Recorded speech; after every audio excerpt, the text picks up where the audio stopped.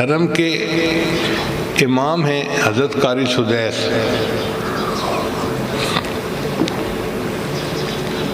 قراء حضرات تو ان کے اوپر عاشق ہوتے ہیں، اور اللہ نے اب ان کو اور عزت دی، وہ دونوں حرم کے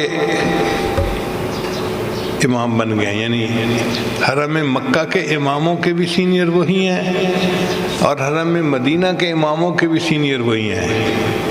اللہ نے شان دی ہے، مکہ جاتے ہیں تو اس مسجد میں نماز کی امامت کرتے ہیں، مدینہ جاتے ہیں تو مسجد نبوی میں امامت کرتے ہیں۔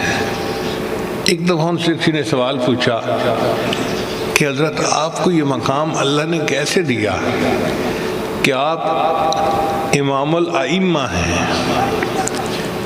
تو قاری سدیس صاحب نے یہ واقعہ خود بیان کیا، فرمانے لگے کہ میں بچپن میں بہت شرارتی تھا،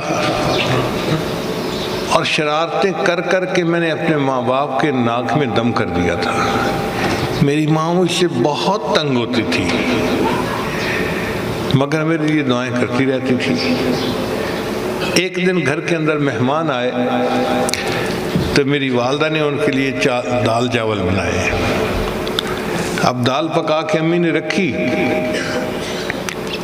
تو میرے ذہن میں کیا شیطانیت آئی کہ میں نے ریت کی ایک مٹھی بھری اور سالن کے اندر ڈال دی۔ دیکھنے میں تو کسی کو پتہ نہ چلا، جب مہمان کھانے بیٹھے تو ان کو پتہ چلا کہ جی سالن کے اندر ریت ملی ہوئی ہے، سالن کھانے کے قابل ہی نہیں ہے۔ تو اس وقت بڑا شور ہوا اور میری امی کو بہت ہی ذلت اٹھانی پڑی۔ تو امی نے کہا پتہ کرو یہ کیسے ریت اندر چلی گئی۔ تو جب پتہ کیا تو میری شرارت سامنے آ گئی۔